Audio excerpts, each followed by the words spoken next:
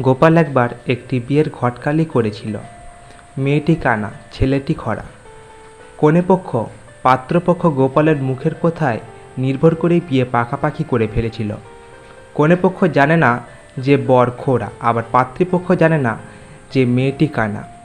গোপালের ভিতর নামডাক থাকার জন্য কেউই তাকে অবিশ্বাস করতে পারেনি। সব কাজ গোপালের উপরই ছেড়ে দিয়েছি। নির্বিঘ্নে বিয়ে হয়ে যাবার পর পাত্রপক্ষের কর্তা গোপালকে ডেকে বললেন, কনেপক্ষের লোকেরা জানতেই পারেনি যে বরটি খরা। বরকে খরা দেখলে কোনো বাপ মেয়েই দিত না। এর জন্য আপনার কাছে বেশ কৃতজ্ঞ আমরা। এ বলে পাত্রপক্ষের লোকেরা কিছু পুরস্কার বাবদ টাকা দিল। গোপাল তার মুখটি চেপে নির্বিঘ্নে তাদেরকে কিছু না বলে নিয়ে নিল।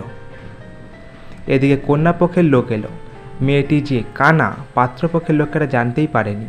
গোপালকে এই বলে কন্যাপক্ষের লোকেরা কিছু পুরস্কার দিল। দুপক্ষের কাছে মোটা বকশিস পেয়ে পুলকে গোপাল মনে মনে হাসতে হাসতে বলল, আপনারা মহাশয় ব্যক্তি, তাহলে সব কথা খুলে বলি শুনুন। আপনার মেয়েটি কানা আর বড় খোড়া, এতে অবশ্য দুপক্ষের চিন্তা ভাবনা করার কোনো কারণই নেই। গোপালের কথা শুনে বরপক্ষের আঙ্কেল গডুম বললেন, হ্যাঁ বলো কি পাত্রী কানা, আগে কথা আমাদের বলেননি কেন?